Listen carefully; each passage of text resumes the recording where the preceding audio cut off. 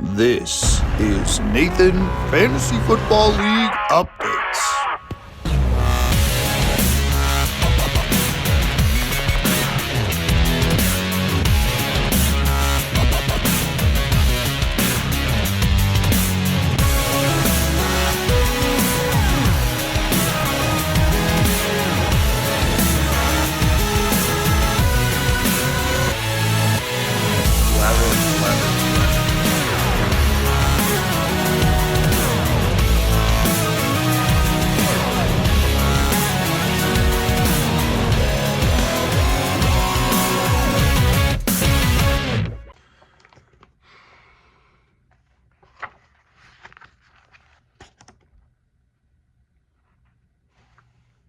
Oh, hello, Nathan Fantasy Football League Updates. Welcome back to another video. Week 4, done, over with, in the books. Literally, in the books as we begin the Week 5 predictions part of our weekly recaps. An exciting week, the final week before we hit the crucial bye week. As bye weeks begin, some interesting results and certainly some surprising victories across the board. But more importantly, the injury bug has started to flood and some guys are making names for themselves. So let's recap first an incredible week 4. And let's start with the Tucson Gila Monsters taking on the Cancun Chameleons. Tucson has never lost to the Chameleons, and they are searching for their first win.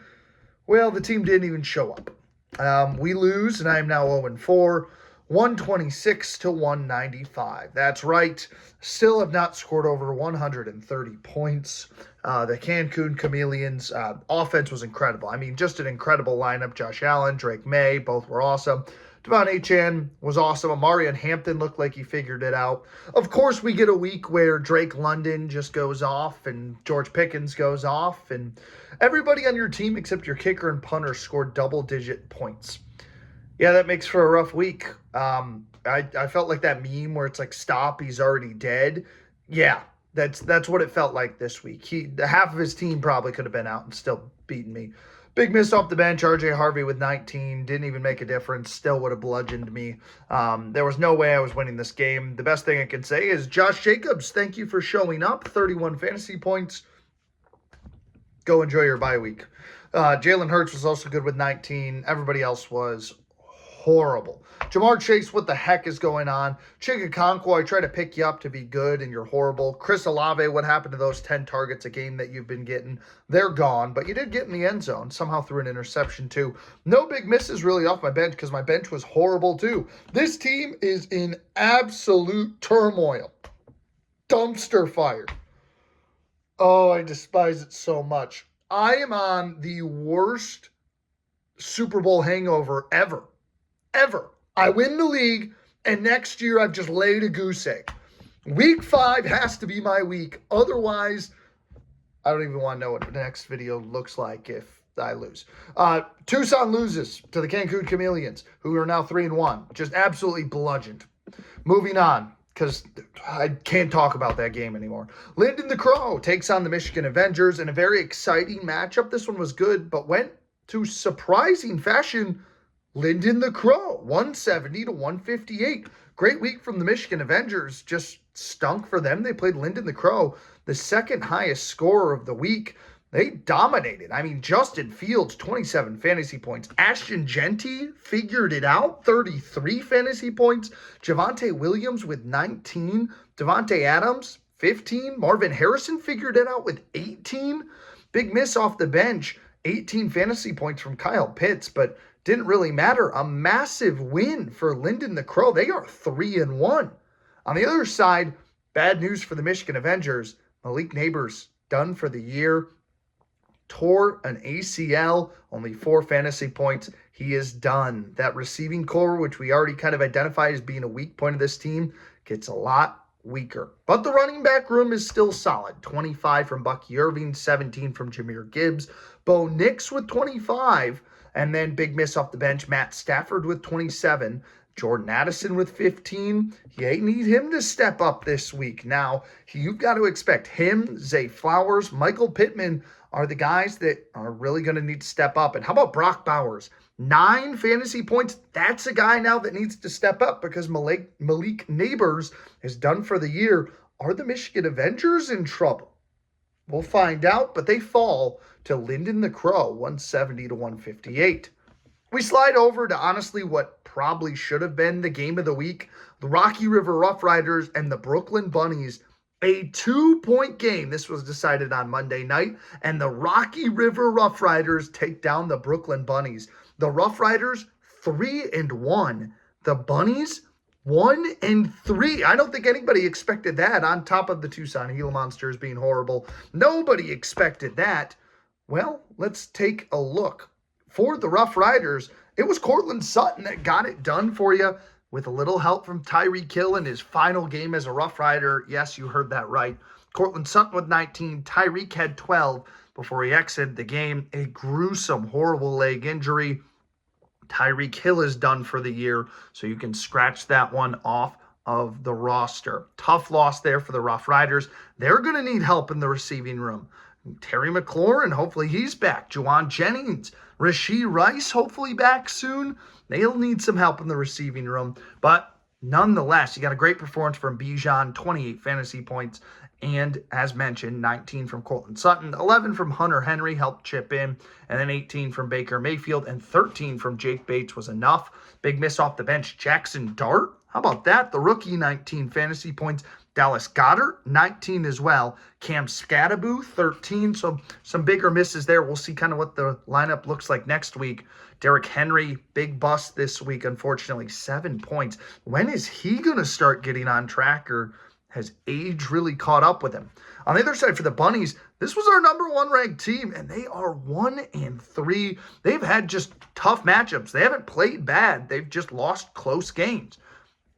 And that's in part because Justin Herbert didn't live up to a good week this week. 12 fantasy points against the Giants of all teams. Jordan Love, though, picked up the slack with 26. Justin Jefferson returned to form with 22. Saquon was 17. Quentin Johnston, the man out of TCU, 23 fantasy points, 18 from Tyler Warren. But this is the difference maker. Jaylen Warren ruled out in the morning for the Dublin game. Jaylen Warren was still in the lineup for the Bunnies. They lose because of it, and probably also because the Packers had -5 fantasy points in that 40-40 tie that happened on Sunday night. Literally anybody on the bench would have won the Bunnies the game if they noticed Warren was out. Deebo Samuel being the biggest miss with 20 fantasy points, but just a horrible blow to fall to 1-3 from a managerial mistake from the Bunnies. That might haunt them if they come wild card time and all of a sudden they've got an extra loss because you forgot to take out Jaylen Warren in the morning. Tough loss for the Bunnies on self-inflicted wounds. We move on to the Zestmeisters and the Bangkok Ball and Boas. The only undefeated team left, the Ball and Boas. They are undefeated no more. They fall 155 to 118 as it are the Big Brain Band-Aids back in action as the Ball and Boas had a rough week. Lamar Jackson got banged up. He only managed 10 fantasy points. He's probably not going next week. CeeDee Lamb's going to miss some time, and you didn't get much production outside of 20 points from Emeka Egbuka. How about only 10 for Brian Thomas Jr.? What's going on with that guy? Sam Darnold was one of your top scorers on Thursday night with 16, but that's about as far as you can brag with both running backs getting 10 this week. Big miss off the bench, 12 from Isaiah Pacheco and 30 from Dak Prescott in that massive Sunday night performance. On the other side, Zestmeisters, they just did their thing and cruised. Their offense looks pretty good with that two-headed monster at quarterback. Patrick Mahomes, 27 this week. Daniel Jones didn't necessarily hold up his end of the bargain with only 10, and it's first true tough test. I'm saying he's not the real deal. He only does well against bad teams. Looking at the rest of it, Amon-Ra St. Brown, 26 fantasy points, 16 from Roma Dunze, and the Lions defense carrying you to a win, 20 fantasy points there. Disappointing again, though, from Nico Collins with 11. No really big glaring misses off the bench, so not much to brag home about there. So an upset victory, in my opinion, for the Zestmeisters. Are the Bangkok Boas on the trend downward? We'll find out. Now we switch over to our final matchup. It was the game of the week, and how couldn't it be? The battle for Shelley's Fork, arguably the best rivalry in all of the league. Well, the battle for Shelley's Fork, it's really one-sided. The Empire 9-0 coming into this one all-time against the Guantanamo Bay Flying Squirrels. They have never once even come close to seeing Shelley's Fork. Let's make it 10-0. The Empire strikes back, wins Shelley's Fork for the 10th straight time, 159-132. Yikes! That is a horrible loss in a rivalry game for the Guantanamo Bay Flying Squirrels, who were shopping around for a quarterback, couldn't find it this week, but he actually got decent performances from both. CJ Stroud, 18, Tua, 15, 22 from James Cook, but Kyron Williams, who was recently newly acquired, only 10 fantasy points. He hasn't been great. A.J. Brown, only 2. That also hasn't been great for you. Garrett Wilson, though, pretty excellent with 20, and a down week for Smith and Jigba with only 13. Big misses off the bench. Quinshawn Judkins is breaking out with 21, and DK on the bench with 23. Both could have possibly, in the lineup, won you this week. For the first time ever, you guys could have claimed Shelley's Fork, but instead, the Empire strikes back 10-0. The only team now in the league that has not lost has a series where they have not lost a game. Everybody else has lost at least once to everybody else, but the Empire continue to hold on to Shelley's Fork. It's funny that that's the rivalry game we all hype up. But what went well for the Empire? Well, Michael Penix continues to be excellent. What a waiver wire pickup. Why did the Zestmeisters drop him?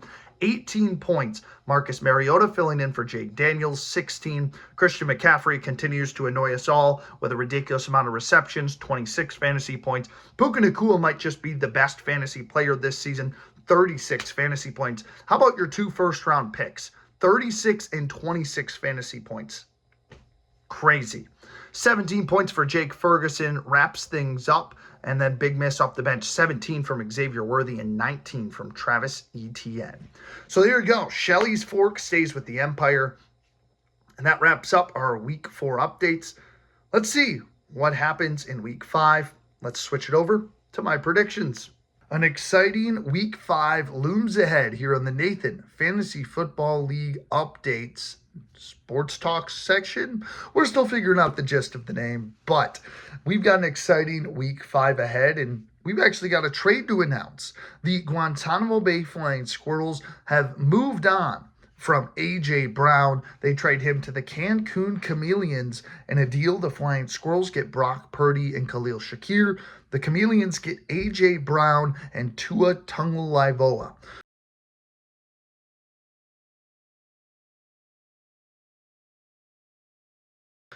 Interesting move on both sides. The Chameleons can risk taking a chance on A.J. Brown. The Flying Squirrels, in desperate need of a quarterback, they go out and get a serviceable one in Brock Purdy, to say the least. So I think this is a fair deal all the way across the board. Let's see how it affects Week 5, though. And we'll start with the Flying Squirrels as they take on the Tucson Gila Monsters. I need a win. This is the tell-all time. I have played some really good teams through the first 4 weeks. This is not the best team in the league by any means. This is a very beatable team in the Guantanamo Bay Flying Squirrels. Sorry, not sorry. 1-3 are the Flying Squirrels. 0-4 are the Gila Monsters. The Gila Monsters need to find a win. This is the game to do it. Let's see what I think. Well, we'll start with the Gila Monsters. I think I get another massive game from Jalen Hurts. I'm trying to figure out that QB2. Is it going to be Bryce Young this week, or are we going in a different direction? Welcome Woody Marks, who is taking over the Texans' backfield over Nick Chubb after a monster week last week. This is my belief. I have Nick Chubb just in case, but no Josh Jacobs this week on a bye week. I needed a running back. How about the breakout candidate, Woody Marks? Let's see what he can do against the Baltimore Ravens. Please save this team. Turning point player has to be Jamar Chase. I don't know who to blame at this point. Jamar himself, the entire Bengals organization, or just Jake Browning in general. Throw this man the football. If he doesn't have 20 targets a game, I don't know what the Bengals are doing. I think he bounces back against a weaker Lions secondary. Big game this week from Jamar Chase. If he doesn't, I'm going to lose my mind. Tedero McMillan gets on track. Lost out on the tight end I wanted to pick up because I had to go for Woody Marks first. Chigakonkwo stays on the roster. Hopefully he bounces back. Cam Ward, please just throw this guy the football. I know you're a horrible quarterback, but throw this guy the football. And I think Chris Olave gets back on track. I don't know. There doesn't feel to be a lot of firepower this week between Hurts and Chase. And other than that, it feels like a lot of guys who are just kind of mid-tier. Flying Squirrels, on the other hand, welcome in Brock Purdy. I think he plays well in his debut for the Flying Squirrels. Your running back tandem of Kyron Williams and James Cook has a monster week. And then your wide receiving core, Garrett Wilson and Jackson Smith and Jigba now. No A.J. Brown to hold you back. Both have a great week. Welcome Quinshad Judkins to the lineup at the flex position. He has been an awesome rookie running back. I think he has another awesome week. Turning point player, though, Mark Andrews back in the starting lineup. Let's see how he does. I think he'll have a pretty decent game this week against the Texans. Maybe find the end zone once he's back on track to being a solid tight end. So, in this one, do I think the Tucson Gila Monsters finally get on the scoreboard? With a win, I've got a 10-plus point spread. Give me the Guantanamo Bay Flying Squirrels. Yeah, I mean, 10-plus point spread, I have little to no faith. I don't even think I probably get above 130 this week because I haven't gotten above 130 all week. Unless Jamar Chase goes for like 40, it feels like Jalen Hurts and Jamar Chase need to piggyback this team unless Tedero McMillan and Kenneth Walker can figure it out. This team needs a lot of carrying, and Jamar Chase has not done the heavy lifting I think I thought he would do. Which has been extremely disappointing. So congratulations, Guantanamo Bay. I think you're getting a win this week over the Gila Monsters. Woo. I feel absolutely defeated. This is insane. I don't know what's going on with this team. Maybe we'll find a win, but I think we get beat by one of the worst teams in the league besides myself. Moving on, Bunnies take on the Michigan Avengers. A fun one in store as well. I think the Michigan Avengers have a lot of soul searching to do after Malik Neighbors goes down with an injury. And the Bunnies need a win. They need to figure it out. Honestly, on paper, they've got a really, really strong roster. They've just played really tough opponents like the Michigan Avengers are and not come away with victories. This one, another fun matchup in store. We'll start with the Bunnies. Your turning point player this week, because Jordan Love is on his bye, is Geno Smith. I think he struggles this week. He gets a favorable matchup, but I think he still really has a tough game out there. Does not look fantastic. But Justin Herbert gets back on track with a massive 20-plus point performance. Same thing with Jonathan Taylor and Saquon Barkley and Justin Jefferson both play well. Quentin Johnston also chips in some big points as well. I think he's looking about a 20-point game as well. He is awesome, by the way. What a breakout story he is. Deebo Samuel into the lineup this week. I think he has a solid performance as well. Michigan Avengers-wise, tougher matchups this week, but I think they get a pretty productive performance from Matt Stafford. Bo Nix struggles against the Philadelphia Eagles, but your running backs do some solid heavy lifting. Jahmyr Gibbs against the Cincinnati Bengals runs for 20-plus. Bucky Irving, in another favorable game this week, gets fed the rock through the passing attack and the rush attack. Good week for him. But your turning point players have to be your wide receivers. Zay Flowers, Michael Pittman Jr., Jordan Addison. Who is stepping up in the place of Malik Neighbors? That is the question mark for this team, and that's what they've got to figure out. I think they all play serviceable, but no breakout games for many of the trio. And then the other point, Brock Bowers. Need to see a little bit more life from him. I think he struggles again this week as well. So, in another 10-plus point spread, I'm taking the Brooklyn Bunnies to get back on track with a massive win this week. I think they're going to start to right the ship and improve to 2-3 overall. Michigan Avengers, are they on the trend down with injuries? We'll have to find out. Moving on, matchup number 3, the Bangkok Ball and Boas welcome in the top scoring offense in the league, the Cancun Chameleons, 2 3-1 teams. But it doesn't necessarily feel like that with injuries and bye weeks plaguing the Ball and Boas this week.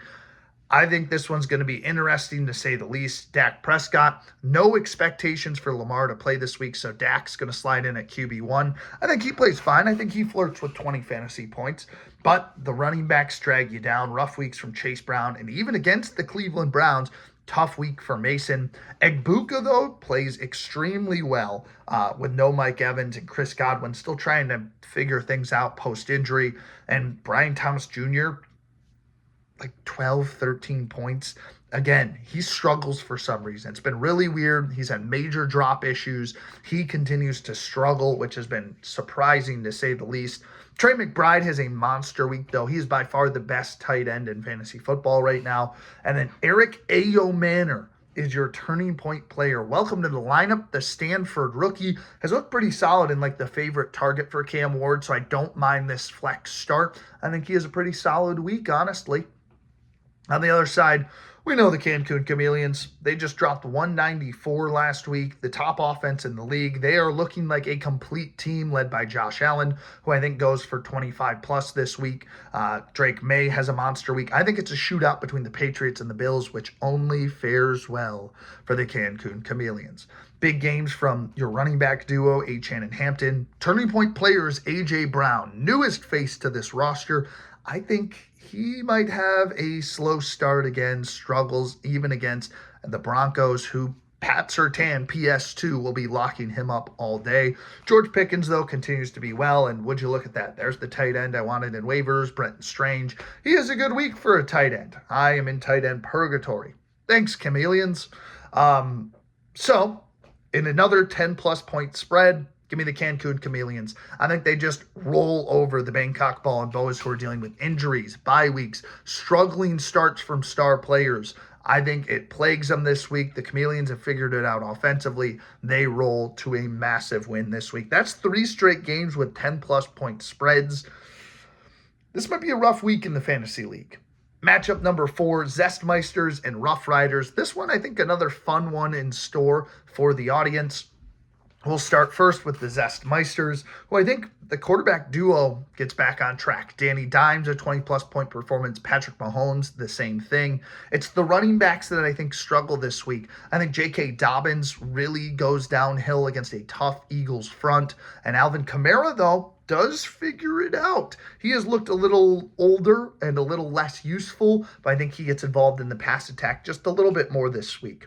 Your wide receivers, who have really started to figure it out, more on the St. Brown category. He keeps his trend forward, while your turning point player, Nico Collins, kind of starts to figure it out this week. I think C.J. Stroud realizes he's got to get this guy the football. He has been just a roller coaster of a wide receiver after being quote-unquote hyped to be wide receiver 1 this year. He has not lived up to expectations. I think he bounces back this week. And then Laporta and Pollard both chip in serviceable performances. On the other side, the Rocky River Rough Riders will start Jackson Dart this week. A surprising start, but not your turning point player. I think he plays well against a horrible New Orleans team. Baker Mayfield is great. And Cam Scattaboo, what a start starting the Giants offense are we, the Rough Riders are. Well, Scattaboo, another monster week this week. Stop running with your head, dude. Scattaboo might be gone by week 6 or 7 at this point. Turning point player, though, has to be Derrick Henry. He has been slow out of the gates. Can he figure it out? We're going to have to see if he can, but that's your turning point player. Age has really caught up with Derrick Henry. Wide receiving room looks extremely depleted without Tyreek Hill. Terry McLaurin, Keenan Allen, both play fine, but nothing dazzling this week. And Hunter Henry looks like one of the best tight ends in the league. He has another great week this week as well.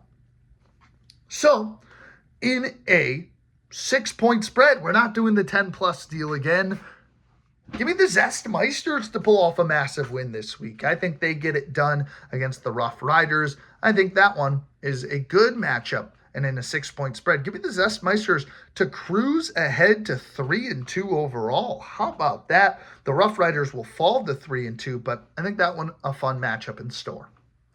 Matchup number 5, our game of the week. For the first time ever, will feature Lyndon the Crow as they are 3-1 and taking on what has been a surprising and well-powered offense for the Empire Strikes Back. I think this one has the makings to be another excellent matchup. The Empire coming off the win of Shelley's Fork. They are now 10-0 in that series. I think Jaden Daniels hopefully is back from injury and plays excellent. Turning point player continues to be Cam Ward. That guy has been awful. When is there going to be a quarterback that you put in over him? Because he has not provided anything offensively. Imagine the point total if you removed Cam Ward. That's all I'm saying. Moving forward, CMC, how about a 20-plus point week? Probably gets like 10 receptions. That's all he's been doing because the offense runs through him in the 49ers squad. Breece Hall, 20-plus point performance this week as well. And then Puka Nacua is the top scorer of the week. He has a monster performance this week against the 49ers on Thursday night. They force-feed him targets. He brings in the receptions. That's money all day long. Thursday night football really fueling the empire this week with the 49ers and the Seahawks. I think Xavier Worthy being back in the lineup at wide receiver 2, also positive, and so is Travis Etienne. Positive stuff for the Empire. For Lyndon the Crow, a lot of positives to talk about. The quarterback room, especially Justin Fields, Kyler Murray, both have excellent games this week. Javonte Williams continues to be a hidden gem on this squad, and Ashton Genty proves he's figured it out. Not a 30-plus point performance, but a statement one where he is like, yeah, I figured this out. I'm a viable fantasy option. Devontae Adams, another big piece on Thursday night that I think performs well. And then your turning point player, Marvin Harrison Jr. His last game a fluke? Is he legit? Let's find out. That's the big moment here that we are trying to find out. Can Marvin Harrison Jr. prove he is worth the value? That's why he's your turning point player. So this one, our game of the week, I've got another 10-plus point spread. I think below the rest of the lineup for one certain team really holds this one back. Winning the game of the week, the Empire strikes back. Surprising a lot of people, I know, after I predicted them at 10 and then Lyndon the Crow at 9, or they are figuring it out. Lyndon the Crow at 8, but these two teams have figured it out. Massive game of the week and a massive win for the Empire. I think the flex and the tight end position of Chuba Hubbard and Juwan Johnson really hold back Lyndon the Crow in a high-scoring game that the Empire take away for a win. So there you go. There is my Week 5 predictions. Wins for the Guantanamo Bay Flying Squirrels, the Cancun Chameleons, the Brooklyn Bunnies, the Zestmeisters, and the Empire Strikes Back. Yeah, I've got myself starting 0-5. I don't know what I'm going to do anymore. Hopefully, if I just predict myself to lose, I'll win. I don't know anymore. But there are my predictions for week number 5. Hope you guys enjoyed. Let me know what you think in the comments below. Do you agree? Do you disagree? Who's getting a big win this week? Do the Tucson Gila Monsters finally win a game? Let me know what you think in the comments below, and we'll see you again next week on the Nathan Sports Talks channel.